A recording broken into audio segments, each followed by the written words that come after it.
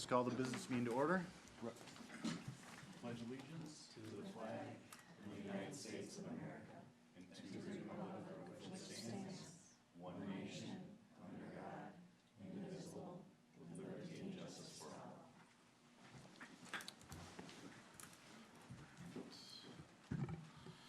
Any changes to the agenda? No, Mr. Mayor. All right, no changes to the agenda. I'll make a motion to adopt the agenda. Anyone want to second my Second. motion? Thank you, Ann-Man. Motion by me, second by Amanda. All in favor? Aye. Aye. Agenda's adopted. We have no presentations, proclamations, or acknowledgements tonight, so we'll open it up to public comment. Is there anyone here that cares to speak on anything that's not on the agenda tonight?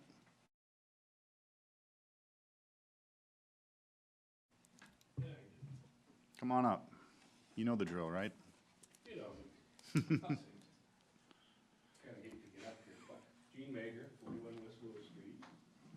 I'm a 40-year resident from the market. Let me just tell you what I see today. All right. In my neighborhood, about 12 o'clock, watering their lawn. There's an ordinance against that. Wrong day, too. Yeah. I remember how old today's the 12th. Not 12, yes, 12. This isn't an enforcement problem. This isn't an educational problem. Staff sends out a quarterly, your quarterly, whatever you call them. And it states there's a water restriction. The problem will go in 2 weeks, the restriction will be off. It's a cultural problem. They must think they can do whatever they want. And these same people, they allowed their 12-year-old grandkids driving their golf cart. There again, it's not an educational problem. Yeah. I mean, you'd have to catch and enforce it. Right. And I believe when they get a permit, they have to sign that they have the ordinances, they read the ordinances, they understand the ordinances, and they obey the ordinance. And it seems like every week I see a golf cart, no slow-moving vehicle sign. You know, I'm not driving around town looking for this, if I leave in town, I'm not driving through town 1 or 2 minutes. Right. I went to a company picnic. It was the bank picnic last month. 2 golf carts. Neither one had a slow-moving vehicle sign. Both on the grass. When the party was over, ran all the way through the park over the grass. One had a permit. I don't know if the other one did. Anyway, it's a cultural problem. I've said it before. I want to bring it up again. Thank you. Appreciate it. Thank you. Thank you. Anyone else scared to speak under public comment tonight? Going once, twice? All right, we'll close public comment. On to consent. Does anyone have anything on consent they'd like told or explanation? Motion to approve consent agenda. Second? Motion by Kate, second by Gina. No. We haven't voted yet. Did you have a thing? Oh, Oh, I okay. was on my way to say motion. Oh, okay. All in favor? Aye. Consent passes, so. No public hearings, so we'll jump into general business.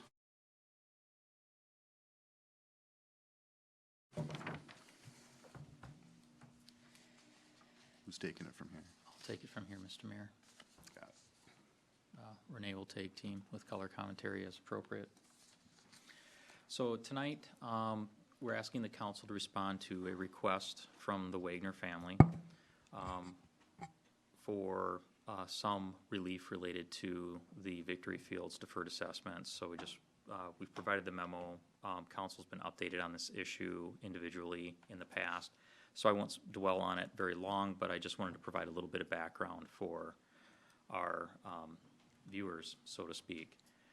So multiple development projects were proposed in 2009. They were all, one was the Eagleview Elementary. The other one was on-site marketing, which was going to be the Eagleview Estates project, and the other one was Giles Properties, which was going to be the Dakota Acres development. There were public improvements that were needed to occur as part of that. That was the construction of James Parkway, Nevada Avenue, and 255th, serving all of those projects. And through assessments with those various entities, that project was going to be supported. That is what you would consider to be the type of situation where the city would come in and do a 429 project, which would be a public improvement that's assessed back to the various projects. There was a joint special assessment agreement between the city, the school district, and on-site marketing, a separate agreement with Giles Properties.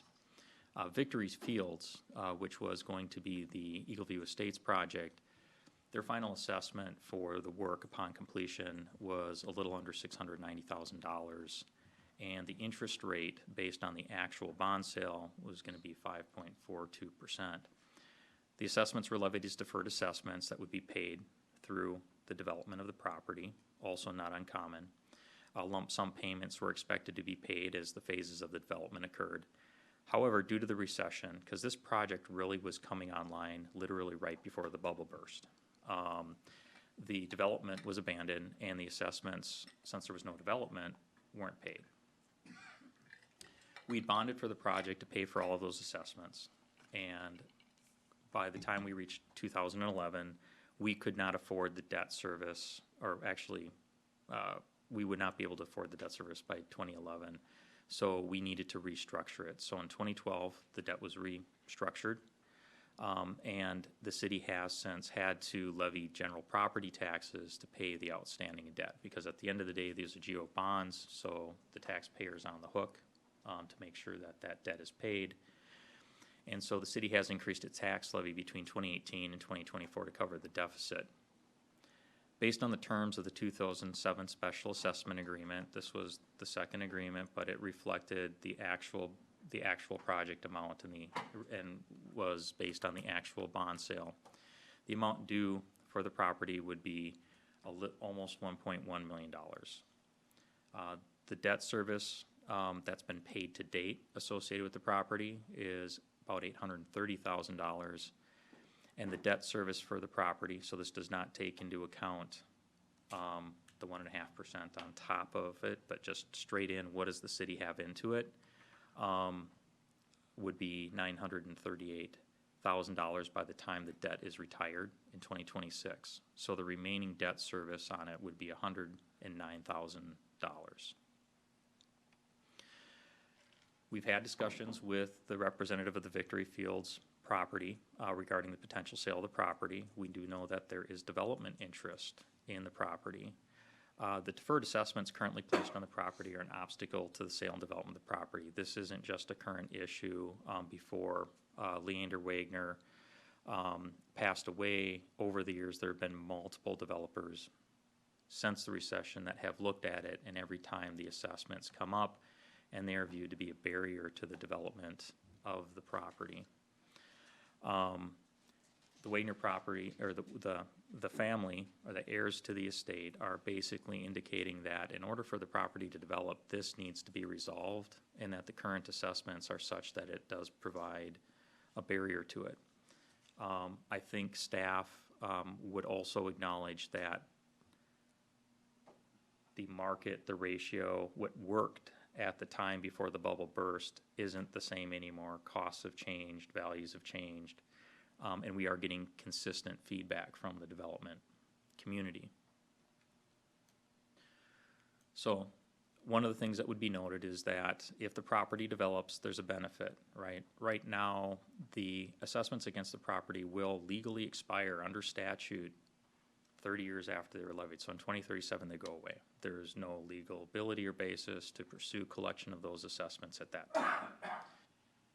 Development of the property before then, regardless of whether or not you collect assessments, would provide financial benefit to the city. There's 50 acres. If we estimated a conservative 125 residential lots with a home value of $400,000, which quite honestly is probably on the low side if anybody's looked at the cost of new homes coming in. The developer would pay fees in the amount of $667,000 estimated.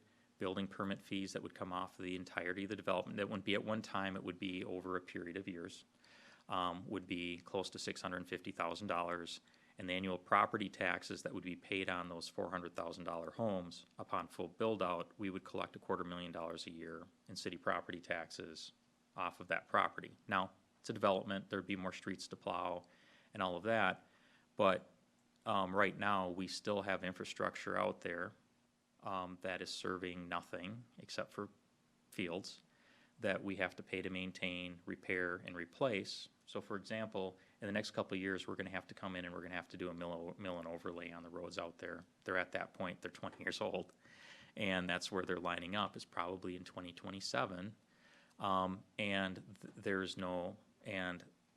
a larger amount of tax base would help pay for that. And I've talked about both of these. So there is, Go back a second. Yep. So the life expectancy of the improved street is approximately 40 years in total with minimum overlay, around 20 years. as a rule of thumb, sometimes it can be more, sometimes it's less, but Okay, for okay. planning Or you purposes. Rehab the pavement, not just overlay it, but dig it up and replace it, like we're doing over here.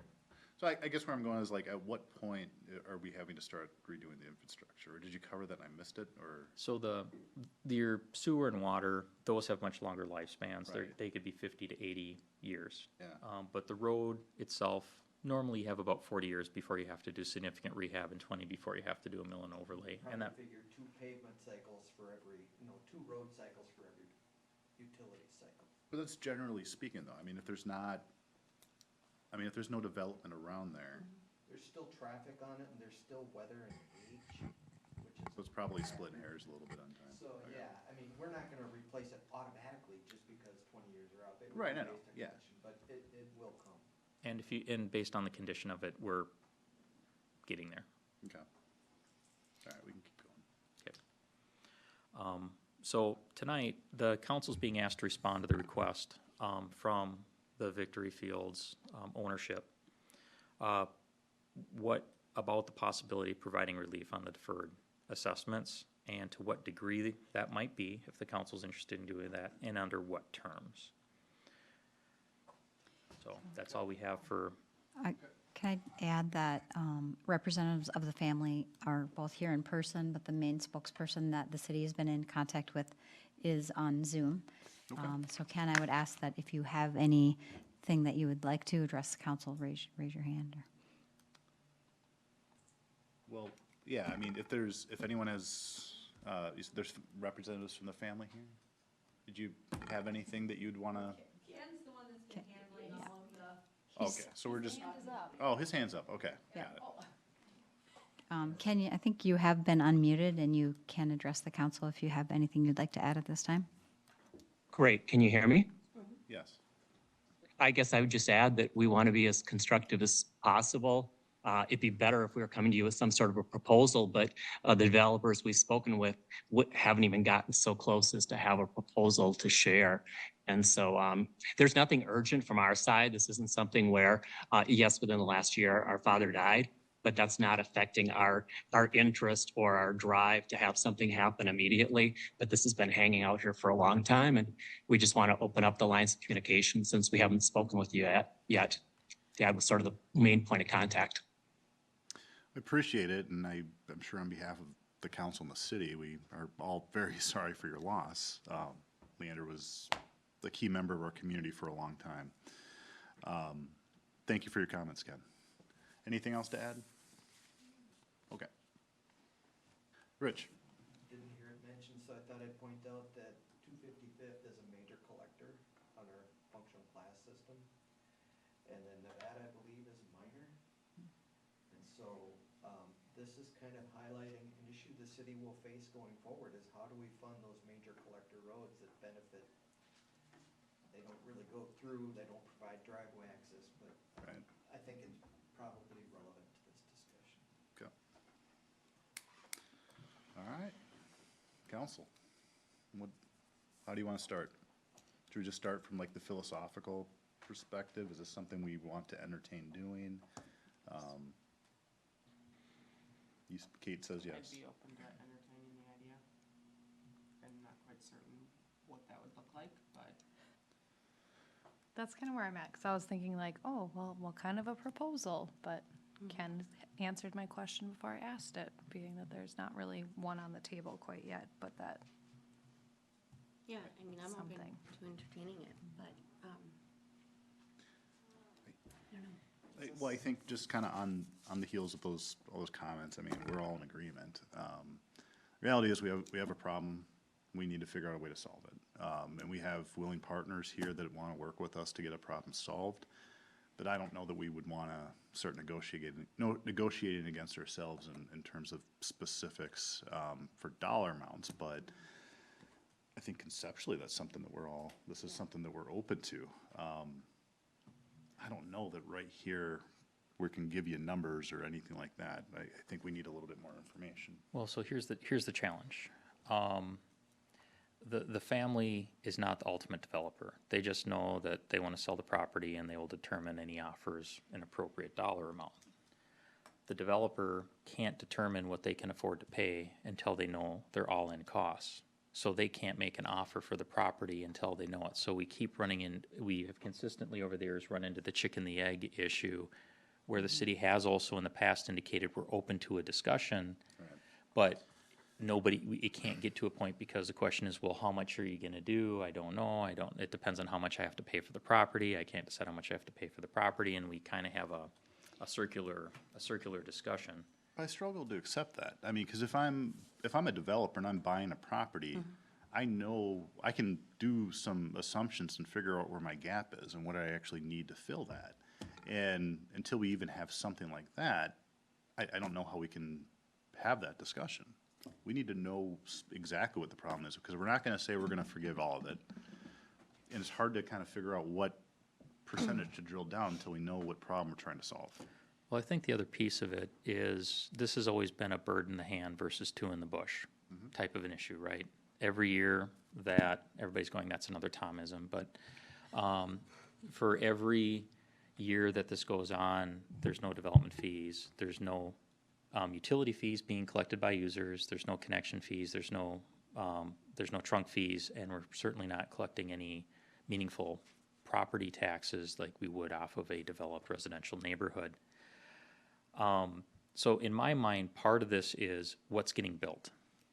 Would you provide tax relief and then it gets sold to a developer who buys it for investment purposes and then it sits for another 5 years? Or would you be selling it in the anticipation that there's actually somebody who's there that is planning to move, and I'll ask the city attorney, somebody that will do this if you have a purchase agreement for a property and at least somebody that has a plan to move forward, and then we can say, okay, there is a financial incentive for the city to be flexible on this because now we have anticipation of some level of revenue. But we're saying we'll be flexible. We're not gonna negotiate against ourselves on it. I Right. guess what comes to my mind thinking about this is that, real estate lots for residents, it's a competitive product. They're competing with other developers. We could certainly compare that parcel's need to invest in major collector roads next to it versus other developments we have working on or have happened. What did they have to invest in major collectors? Sure. To try and gauge what's a reasonable ballpark that all else equal, they're kind of paying the same. Sure. Yeah, that's a good approach. Is this common in other cities to waive special assessments? No.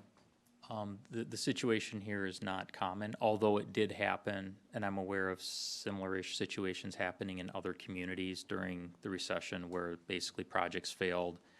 There was investment in public infrastructure, and then that revenue wasn't there. And it also depends, in this particular case, the city extended itself. Staff had recommended very strongly to the council that we required a security for the payment of the assessments. That's kind of standard or industry practice.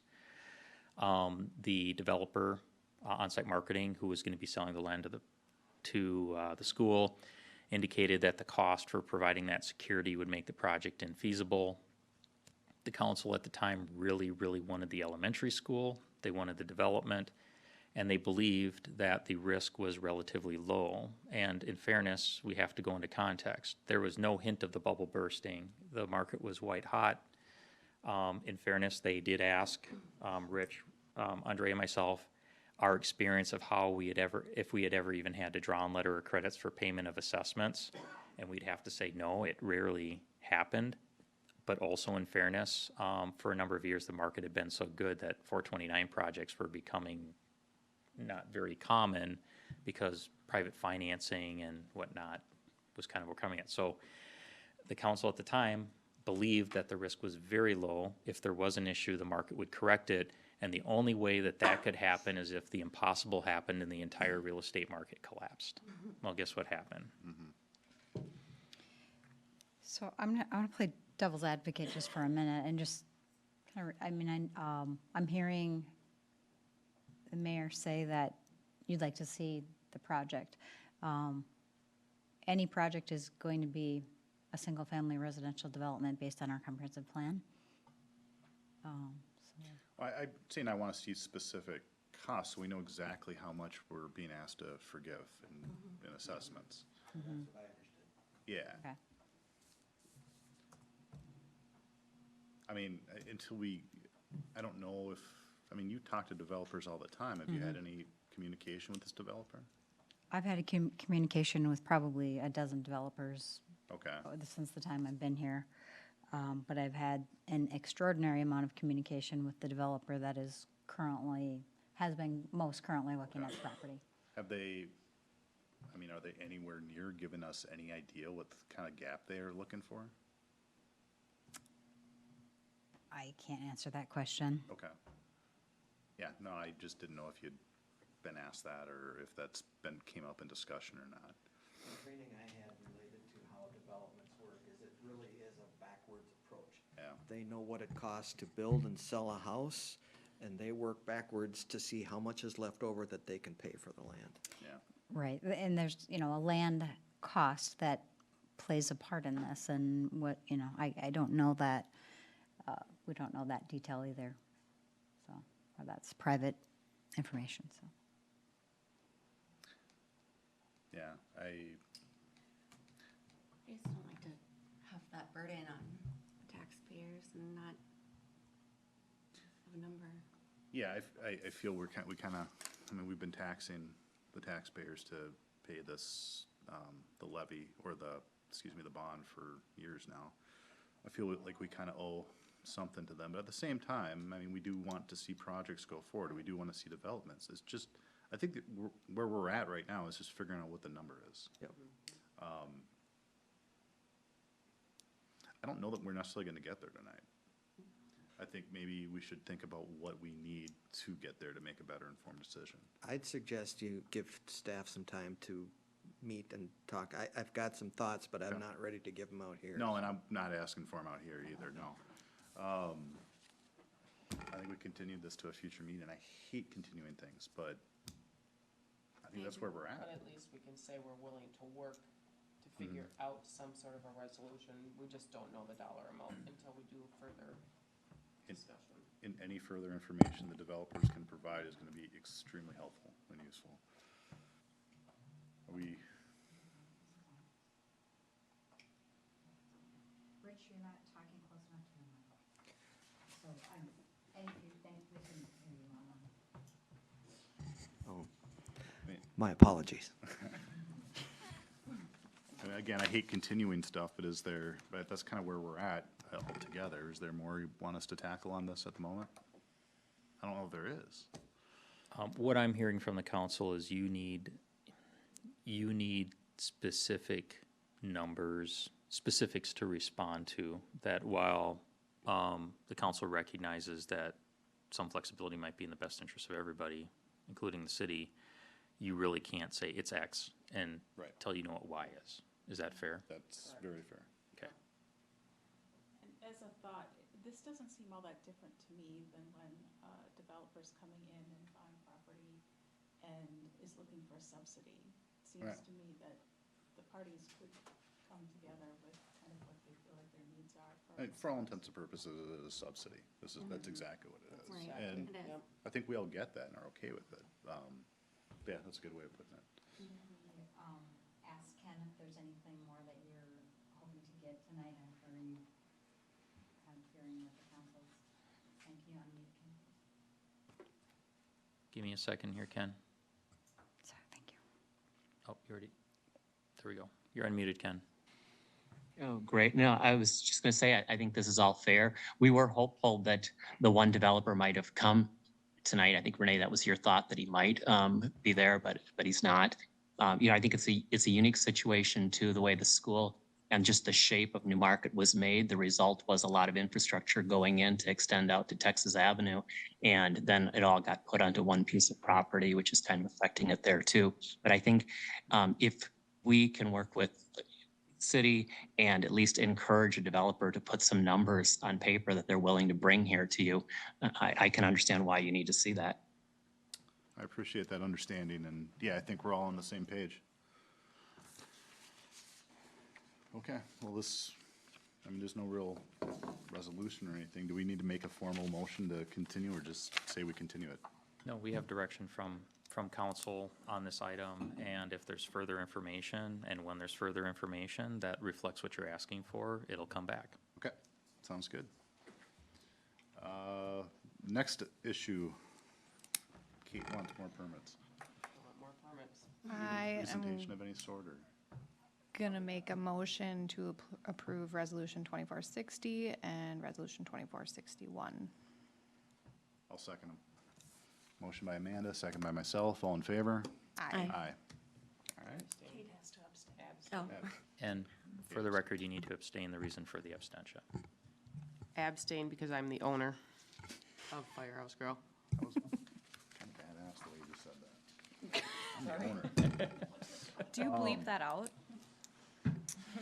Let's, all right, so we're back into reports, but let's cover a couple more and then jump back to administration and parks.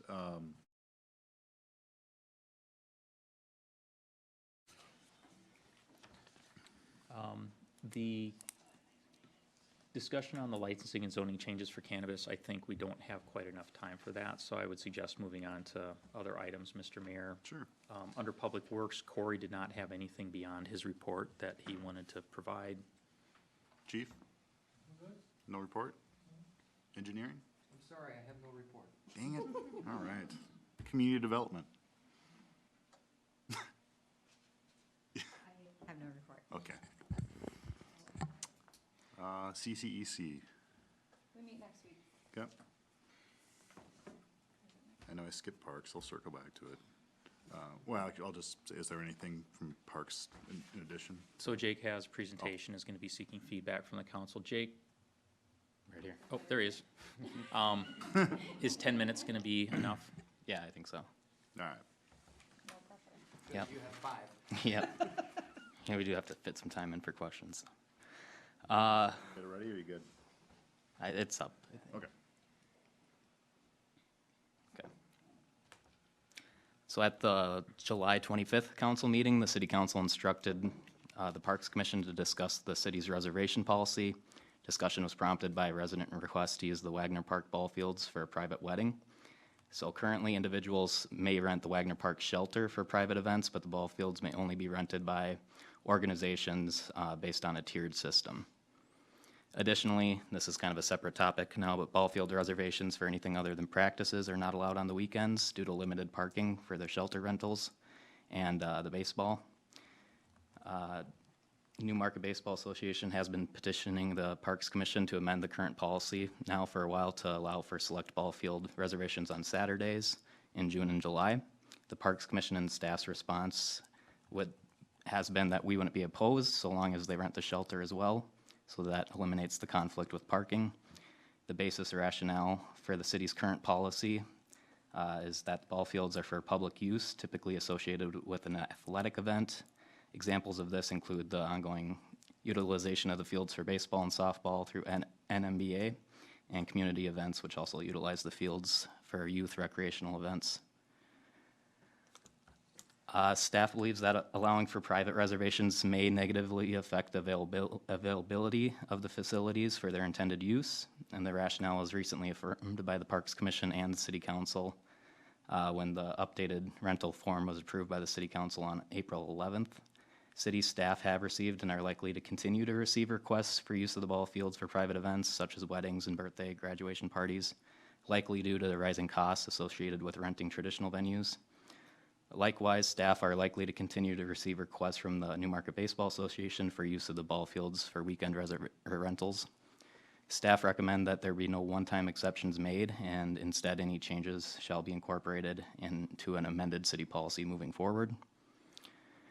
So several considerations, the city council, we don't have to go through them all tonight, but just if you wanted to provide further direction to staff and the Parks Commission, these are some things to keep in mind. Rental fee, obviously the number one. Whether we want to allow for just receptions or ceremonies or both. Hours of activity, do we want to keep running with the normal park hours? We don't currently allow overnight parking. It's common that a lot of these cars will be left behind if there is a wedding. So we'd have to address that as well. As well as there's no ADA access to the ball fields. Parking is pretty limited on the site, and think of the impact to the neighbors, light noise, parking, and hours. Most cities that do allow for wedding ceremonies on public parks are much larger, and none of the cities researched allow them for ball fields. New Ulm was actually the smallest city we found that allowed for rentals, and that was at German Park. So at the August 14th Parks Commission meeting, Mark Bergstrom of Newmarket Baseball Association was in the audience when the commission discussed the topic. Commissioners West and Jones recommended that the current policy should remain in place and that no private reservations of the ball fields should be allowed. Commissioners Vernon and Sutton agreed with that reasoning, that the city's current policy is the result of many years of discussion and compromise to ensure that Wagner Park remains accessible for not only the shelter rental users, but organizations who use the park, and then just members of the public who wish to utilize the playground, skate park, basketball court, and the ball fields when they're not reserved for use. Here's some screenshots of the current policy. So that's the tier list up there, priorities 1, 2, 3, and 4. That's ranked in priority. They get to apply earlier if you're a higher priority. So you get kind of first come, first serve. And then this is the section of the policy that would need to be amended if we did want to allow for private events. These sections here, E, F, and G.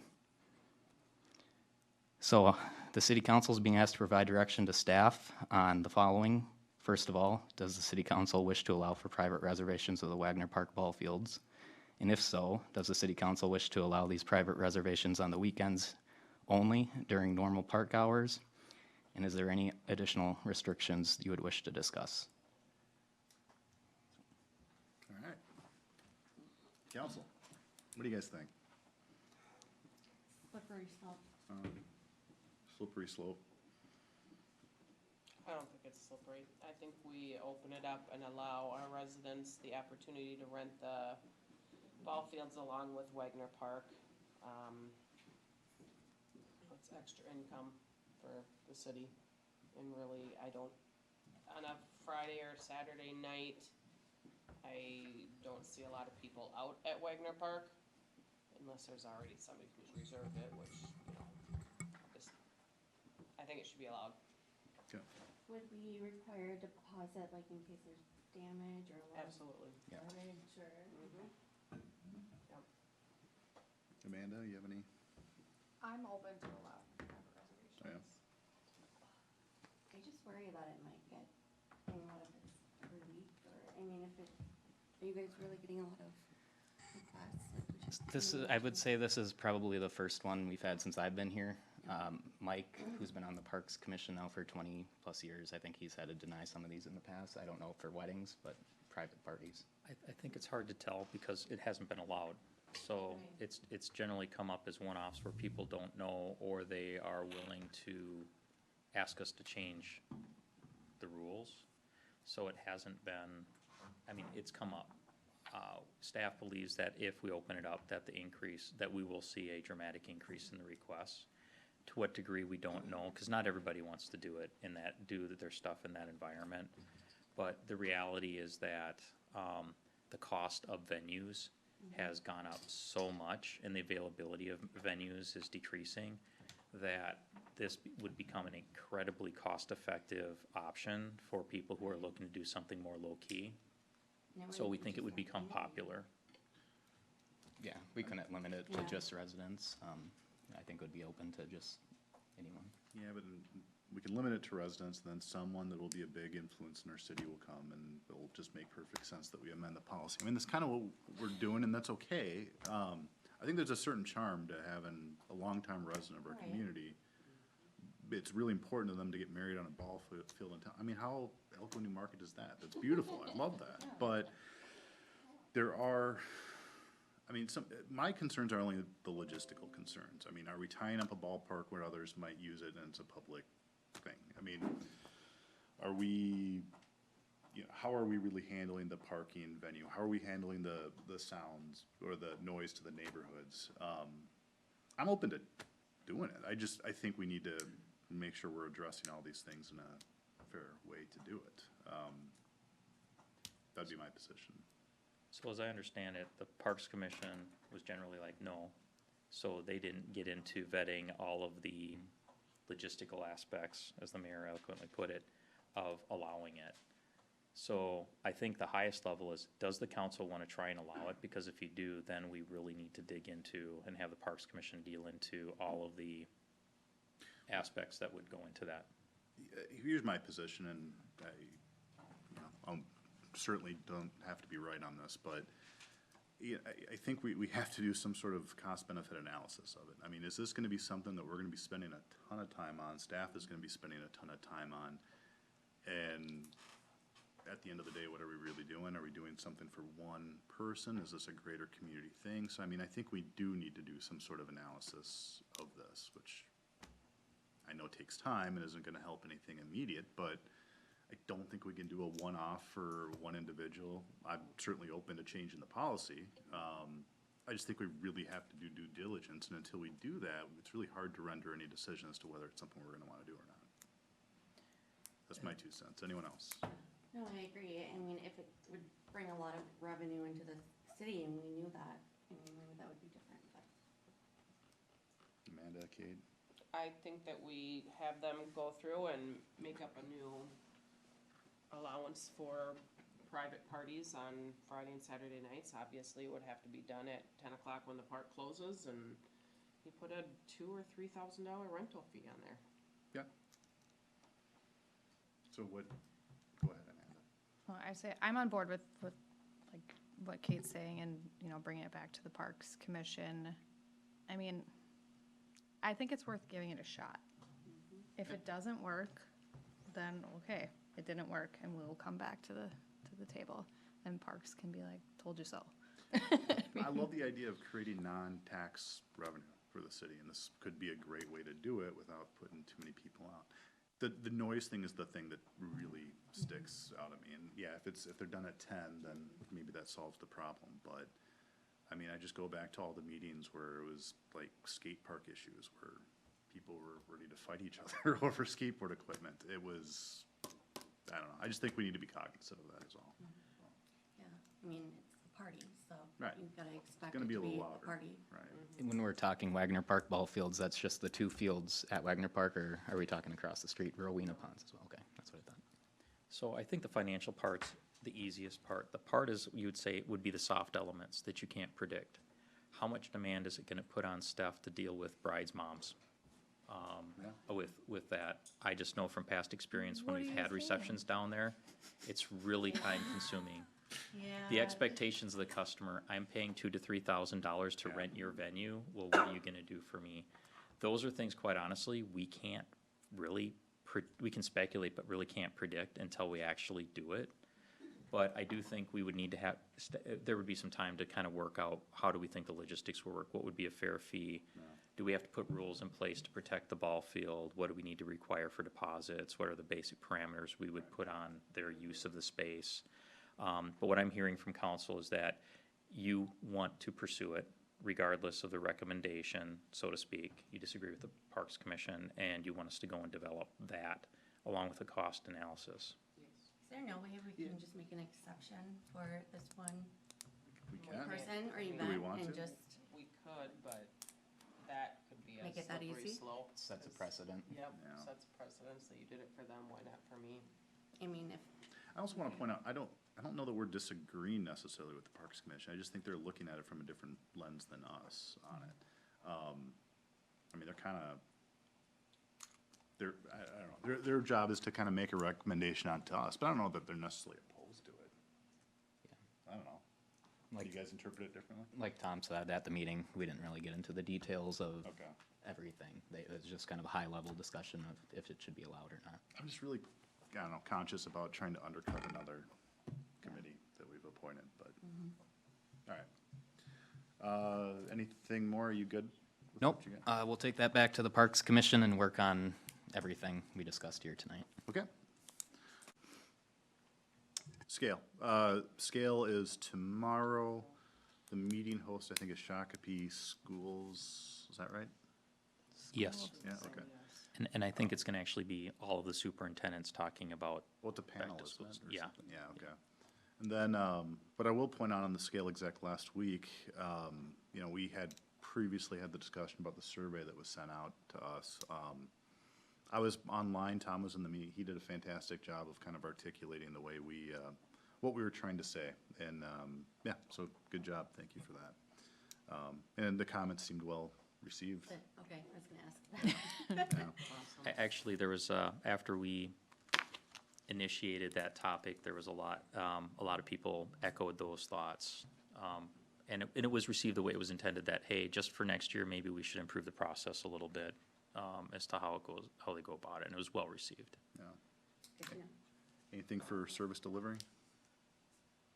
We, right now, with regards to the insurance consortium topic, in October, the discussion about what next phase of the analysis to keep the ball rolling, that proposal won't be back until October.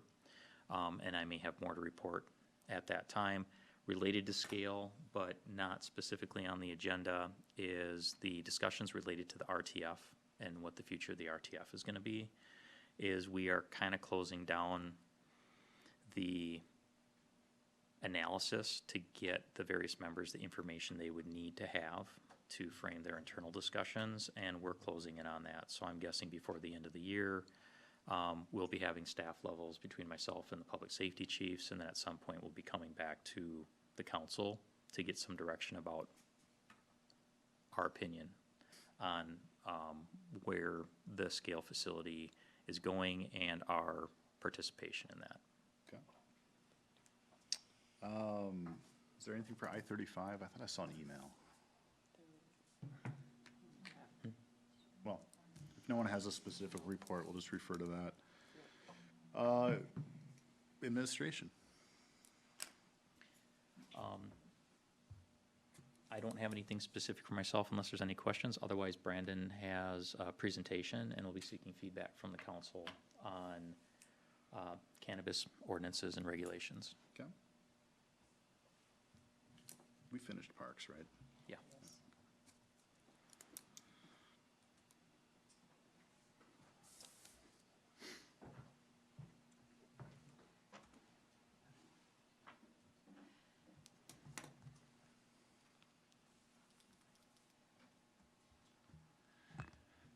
All right, so as you guys probably saw in the memo, this will be the first of many times we're discussing the various aspects of the zoning regulations and the administrative regulations for our future ordinances for cannabis. So I just wanted to start out by saying that this is kind of broken up into two sections. The first one is zoning related that have received feedback from the Planning Commission already. And the second is administrative, which is the first time being asked to you guys today. All right, so starting with the history, in 2023, Governor Walz signed the adult use cannabis bill into law, making Minnesota the 23rd state to legalize it. Signing of this law also created the Office of Cannabis Management, which will from here on out be referred to as OCM. August 1st of 2023, the law went into effect, and January 1st of next year, the business licenses will begin to be dispersed. So currently, the Minnesota law allows for 13 different types of business licenses related to cannabis, each which fulfill a unique role in the cannabis and hemp supply chain. So I've listed them out here for you, but we'll discuss in more detail which of these license types are as we progress throughout the presentation.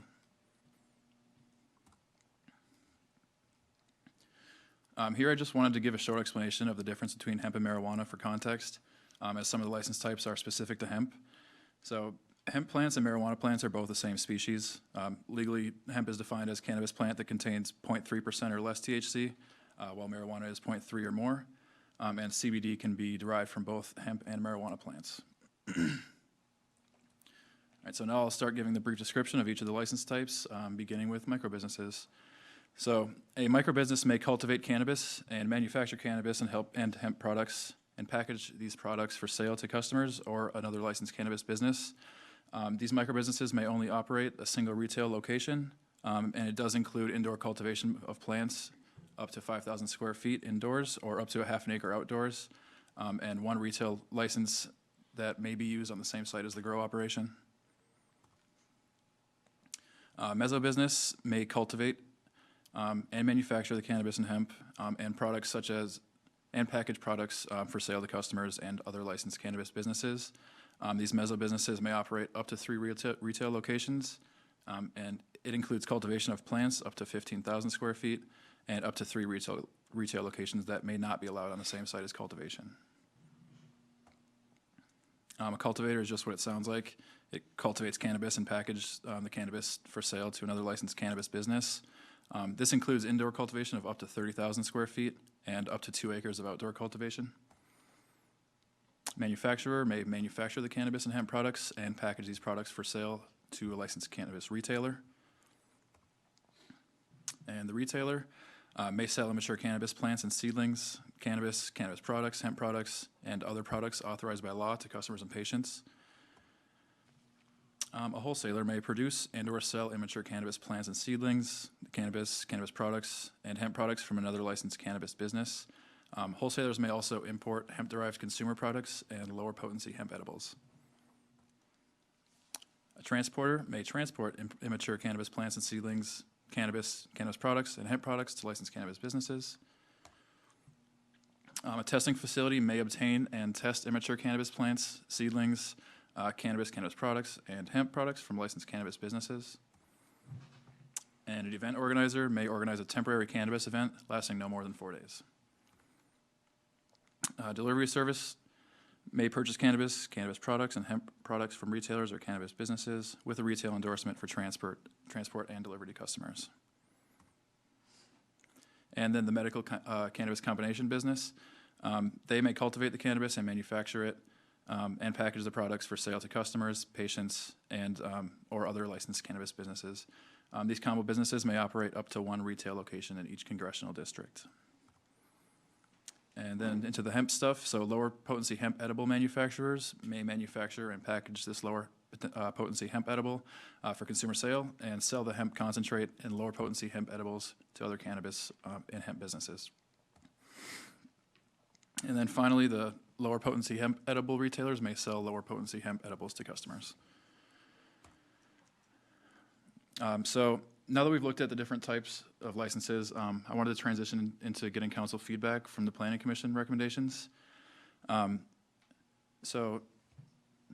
Does the Planning Commission, this is what was asked to the Planning Commission, does the Planning Commission want to establish a buffer zone prohibiting the operation of cannabis businesses within a certain distance of the following? The Planning Commission decided on no buffers as their recommendation via 3-2 vote. So does the council concur with this determination? I do. I'm fine with it. That's fine. Kate? So you're saying that a cannabis store could go right next to a school? Well, not think it necessarily. If the area was zoned for retail, if it was a retail use and the area was zoned for retail operations, it would be considered the same as a grocery, as another retail type of use that would be in that area, and same with the other. I'm gonna say no. I would prefer there be some distance from schools and parks, daycare, Okay, and I also just want to point out that, I'm kind of building this off the comparison of liquor, and in our city, we have no buffer zones for liquor stores. I get that, but this is, to me, is a little bit different. I just don't want them walking out of there smoking it and going into, But you still can't do that. Right. No, you can't, but it doesn't mean that they won't. So what about You cigarettes? could walk out I of a mean, bar holding a beer. I mean, Yeah. I could walk out of Firehouse with a glass. Well, no, you can't because I wouldn't let you. Well, I'm a fast runner. I mean, I'm saying, principally, it's the same I get it. thing, I mean, right? no, I get it. I understand. Prove it Let's do it. in a race. No, we're not ready. So a question for, I guess, no, I just, If you're I against would- it, you're against it. yeah. That's okay. I just. so a question for community development staff. Are there, or where are there areas where there might be a potential of close proximity based on current land use guidance and zoning of a cannabis use next to one of these more sensitive uses such as a school, a daycare, or residential treatment facilities or parks? We did not perform the analysis, so it would, to identify that, we would have had to perform a GIS analysis of all the daycare, where the daycares are and buffers. But I would say with almost 100% certainty, yes, there would be locations.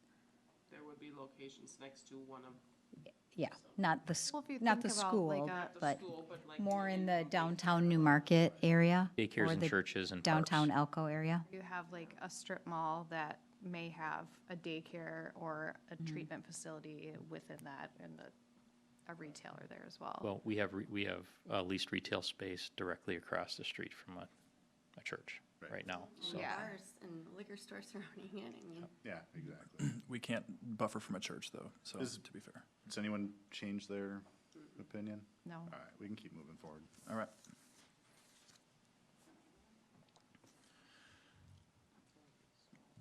Yeah, so, Jeez. I meant to allude to this earlier, but, so I've been making these recommendations based on the assumption that we could prohibit outdoor cultivation. And I learned this morning that we cannot. So that's why there's that box there around cannabis cultivator outdoor.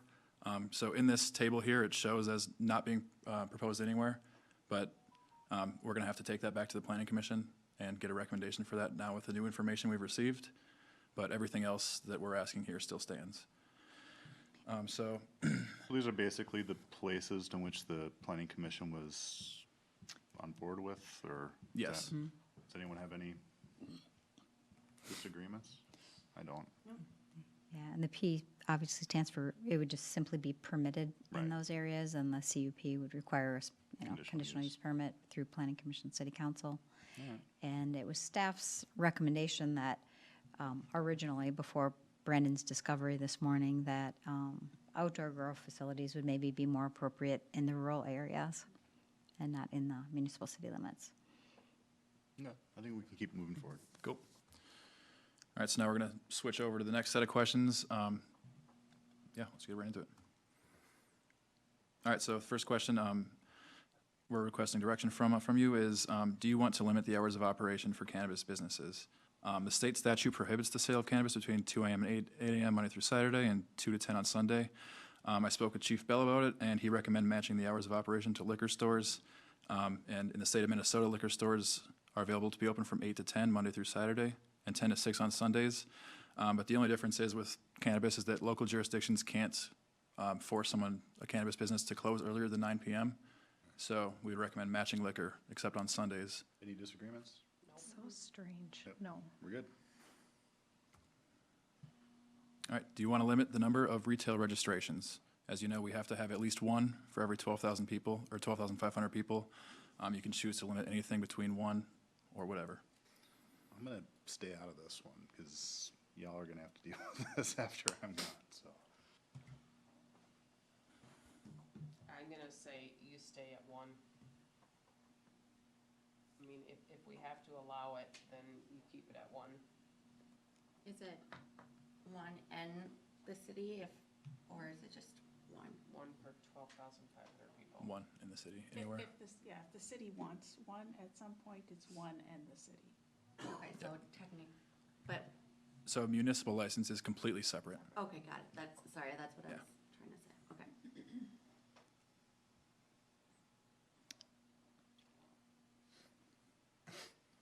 All right, I won't stay out of it. I just feel like, I mean, sure, limit it to one. I don't feel strongly one way or the other, just because I don't feel like there's going to be like people banging down the door to get in, you know, we're not gonna have a strip mall full Yeah. of cannabis retailers.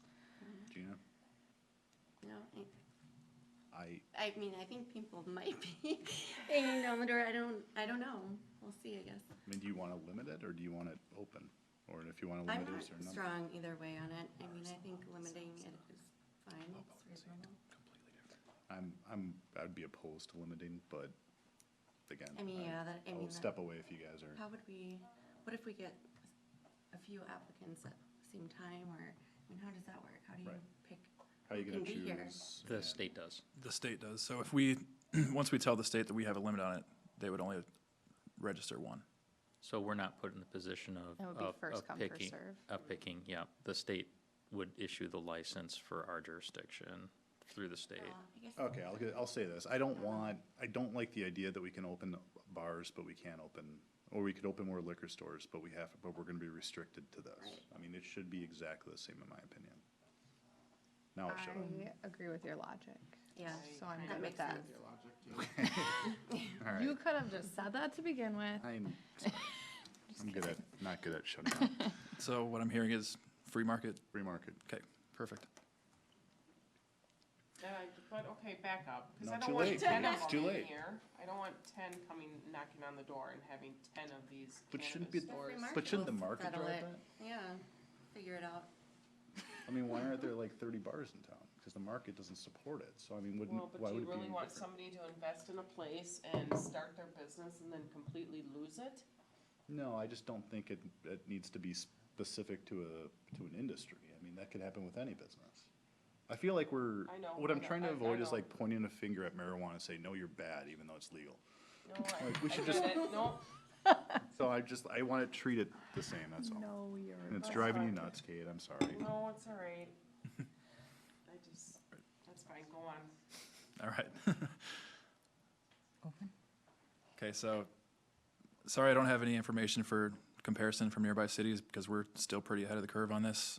But how much should the penalty be for a cannabis retail business that sells to a customer or patient without a valid retail registration? So the maximum would be 2,000. And again, if we're comparing with liquor, city code does not address liquor specifically for this particular piece. And as you see it towards the bottom of the slide, that's what liquor does in Minnesota, so. What do you want to do, Kate? 2,000. Okay. Anyone disagree? Okay. Whatever Kate says. Perfect. No, that's not what this is about. Come on now.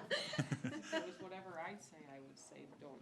So there hasn't been, like, penalties written up for selling cannabis like there is for selling liquor for Minnesota or in Minnesota?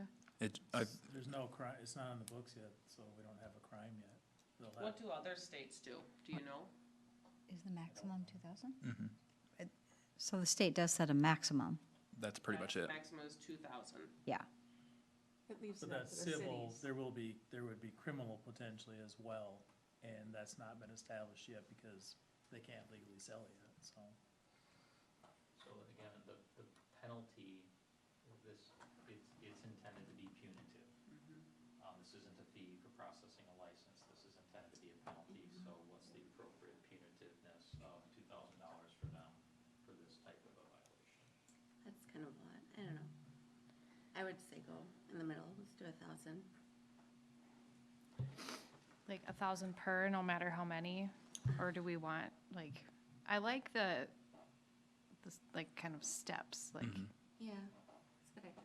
and the suspension, is that something we can put in there too? Or is Well, it, they're are we doing just it- talking money? Without valid registration, so there would be absolutely no suspension, because they're selling it Oh. illegally.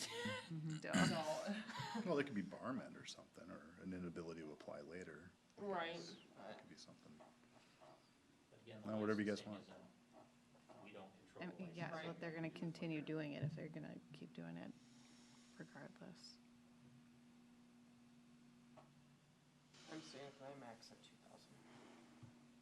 I mean, the way it's laid out here, first violations, I mean, does anyone have an issue with that?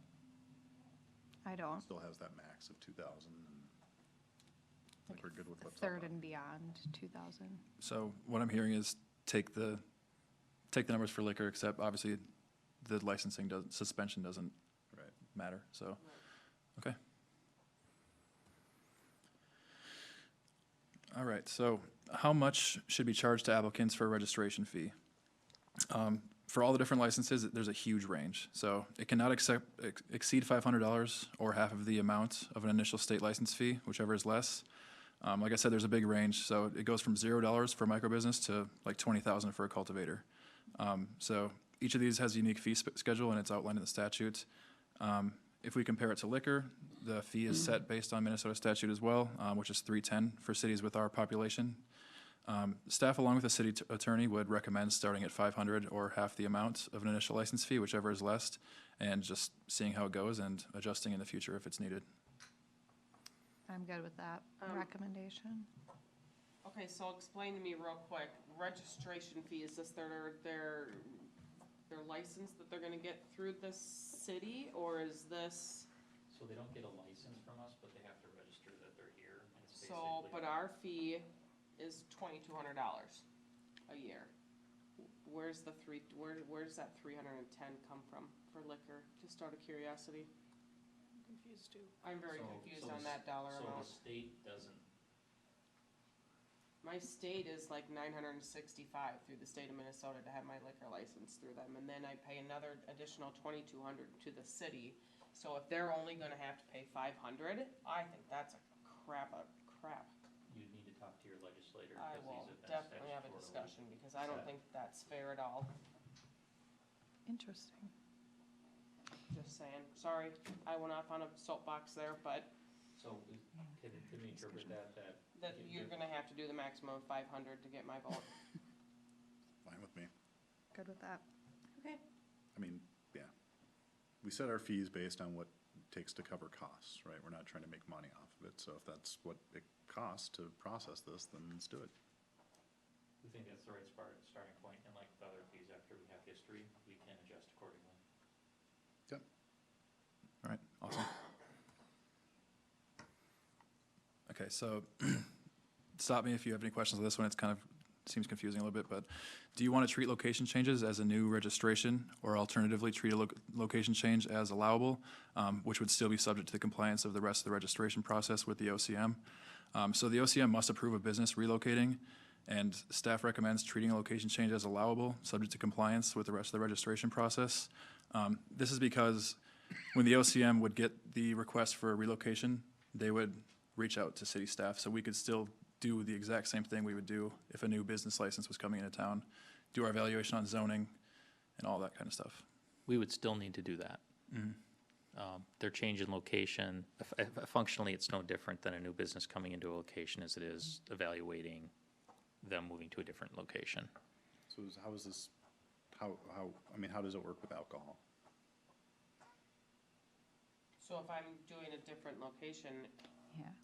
am I getting rid of the old location? Yeah, It's treated as a new license? Yeah, new license, so it should be the same, yeah. right? The city has to do the same work that they do for the original registration as a new registration And for it a should new be the location. same. So to cover our costs, keep it the same. Okay. So does council want to limit signage for cannabis businesses differently than other businesses? I'll just say that staff's opinion is that the sign ordinance covers it, and we don't need to put, specific regulations on cannabis. You wanna Put it on. bash on that too, Keith, or no? No, I'm not bashing him. Cool. All right, so now we're going to move into the last section here, the temporary events. This slide has some background information on it because I think it'd be beneficial for you guys to hear before we move into the questions on the next slide. So any individual or business seeking to obtain a cannabis event license must provide OCM information about various things like the time, location, layout, number of participants, and hours of operation. A cannabis event organizer must receive local approval, including obtaining any necessary permits or licenses, which will be issued by us before they can hold the event. A jurisdiction may establish standards for temporary cannabis events, which the event organizer must meet, including restricting or prohibiting any on-site consumption. So if there are any public health, safety, or welfare concerns associated with an event, the jurisdiction would presumably be authorized to deny the approval of that said event. All right, so now into the questions.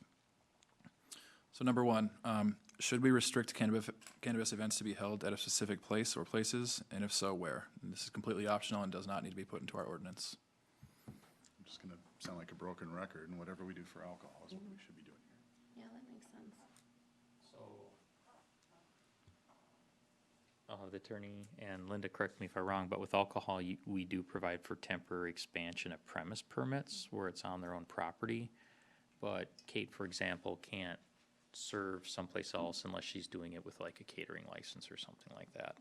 And that's not really part of this discussion, so. Difference is, you don't need a catering license to bring marijuana around, is that what you're To saying? sell, there isn't an option in the ordinance for that type of a license. So Okay. if we're to be as close as we can to liquor, they would be able to hold special events on their premise. Okay. So then that means that there's smoking outside, is that what we're saying, or just selling? We'll get to one of the next questions is, you guys have the opportunity to prohibit on-site consumption in these events, or restrict it. So, maybe. Okay. So if there- If there was gonna be a, Smoking outside though, even at an event? For a temporary event, they can smoke outside, but you have to permit it. So the question is, if you have a temporary event, one of these 4 days events, that no matter, you don't know how huge that event could be, do you want to allow smoking at those events, which could be outside? Or you could require them to be inside. can I ask a question? Smoking inside buildings in the state of Minnesota, so how is that Oh, possible? that's right, they can't smoke if they're inside, yeah. That's what I was So gonna, we Yeah. have to be, yeah, So, that's, I know you guys keep comparing this to beer, but beer does not smell True. like That's true. marijuana does, well, what about okay? cigarettes? yes, cigarettes Um, stink. Yeah. Yeah, cigarette smell is horrible too. What do you wanna do, Kate? We're gonna Don't follow ask your me, lead, why don't whatever you guys choose. answer this one? Cause I'm gonna be the odd duck out here. I hate to so. discriminate. When we have cigarettes I'm the same way. and alcohol, I just, and I think cigarettes are worse, to be honest. I agree. I agree. I think the only difference between cigarettes and marijuana in this context is that you could get high from secondhand smoke from marijuana. I mean, yeah. So You if can't you're- just some secondhand smoke I'm- and cigarettes. so- Hey, Yeah, percent. exactly, and it takes, I think, a lot to get high from secondhand smoke from marijuana. I mean, it's not that easy. To me, this kinda goes to, why are we addressing a problem that hasn't been created? Exactly, yeah, we're, Okay, so don't know, we're my- not restricting. I would not wanna restrict. No. And I mean, I don't wanna restrict any businesses from anything, so just, that's where I'm at. Just go with it. I'm the one man out. I'm gonna say that I don't agree with smoking marijuana outside where, yeah. So location, you're restricted to your premise, and you can do it outside with the special permit for the event? Is that where we're at? Yeah, I'm trying to think of a scenario in which that would, no, I mean, I'm fine with that. Okay. Can I ask a quick question, real quick? Sorry. How does our law enforcement feel about this? They're all over the board, but me in particular, I guess, and most of my guys, it's like alcohol. I mean, the only thing is secondhand smoke, yeah, people can get high from it.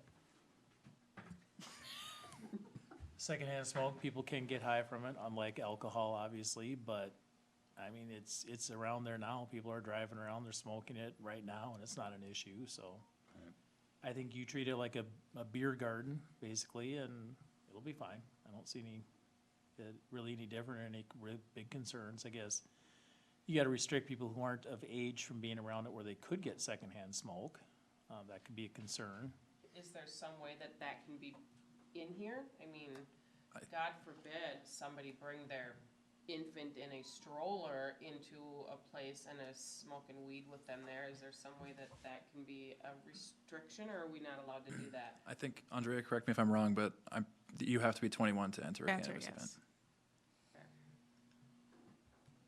So it's an adults only Yes. event. But, I mean, are you restricting it to premises only? And what happens if they want to have a festival in Wagner Park? You know, because, Yeah. you know, or if they want to have a So- fest. But they can't go off-site because they don't have a catering license to do that. And that's really not, it's kind of a apples and oranges, but what we heard from council is that if they want to have events on site, that's fine. You're not opening it up for them to have it in Farmer John's Field or in Wagner Park or other locations. Yeah, I think we'll be okay with it. I don't see a big issue. We haven't with the beer gardens or the other events, so I don't know if this will really be any different. Okay, moving on. So we'll go to 3 then. Should we restrict the times one of these events could be held? If so, when? And the only comp I have is Lakeville, and they proposed 10 a.m. to 10 p.m. Unless extended by city council with approval of a special event permit. Do we like 10 to 10, or do we have other ideas? Whatever we do for alcohol. With And what alcohol, about noise ordinance too, because I mean, like, our outdoor events have to be done by, so with alcohol, it would be the business's normal service times, their normal hours, unless it's extended through a special event permit. Okay, good point.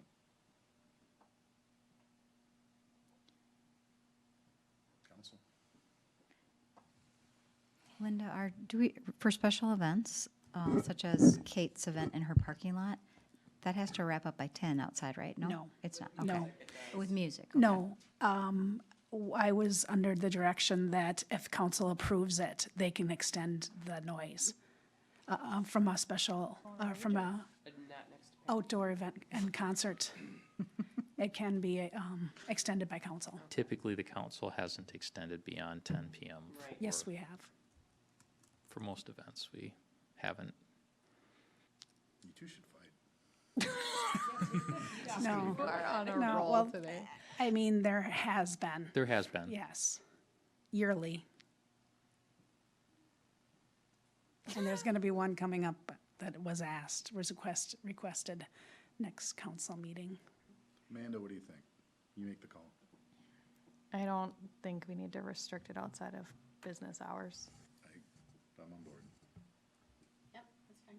Kate's against this, but we're. No, I'm fine. If I'm gonna lose at this, at least, I mean, keep it 10 to 10. I'm fine with that. So just for clarification, do we want 10 to 10 or normal business hours? Normal business hours is what I'm suggesting. Right. So like, Oh, that's fine. Yeah, it would be 8 to 10 then. That's so. what, 8 to 10, Yeah, isn't that? it's yeah. 2 hours difference. Yeah. But in fairness, it's outside, so Here's the reality. We're gonna offer a lot of thoughts. We have never seen anything like this before. And we are gonna be coming back a lot to make amendments. So let's not get too Yeah. caught up. Yeah, I couldn't agree more. you're gonna get your time to shine. Yeah. Remember when I disagreed with all of you? So just out of curiosity, Brandon, just to clarify, they would need a permit for this event, correct? Yes, from the OCM, they would need an event permit.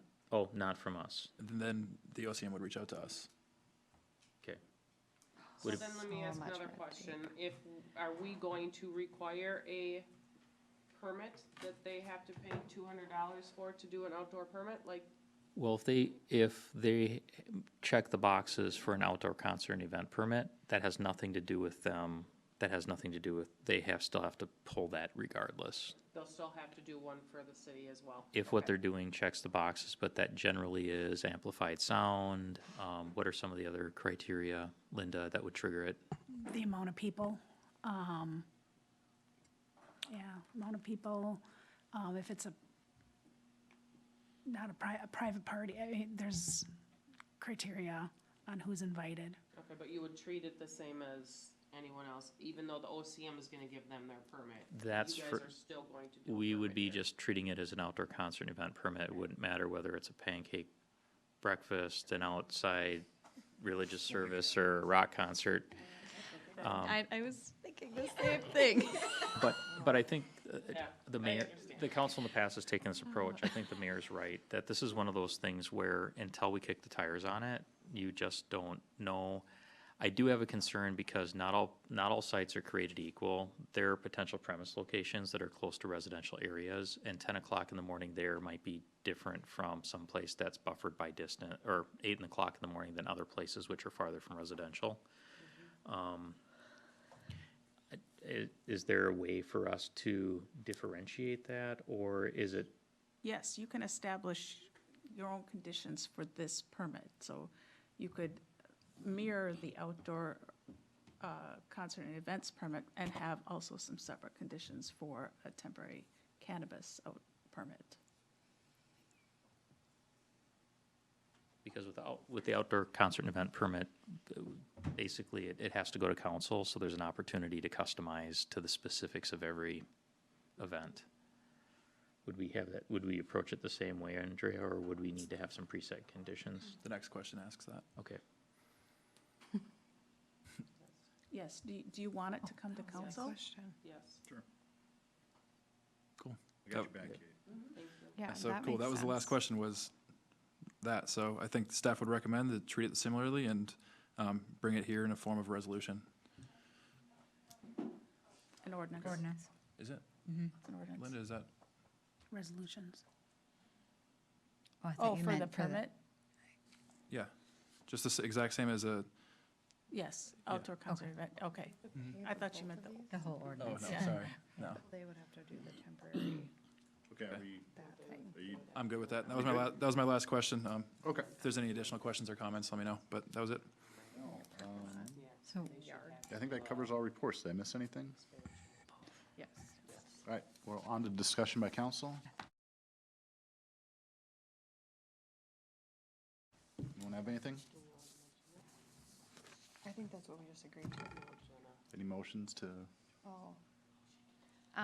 Before you okay. close her out, I had some contact with the interested party to have a wedding at Wagner Park, and they are no longer pursuing this option if we wanted to change any of our parks decisions.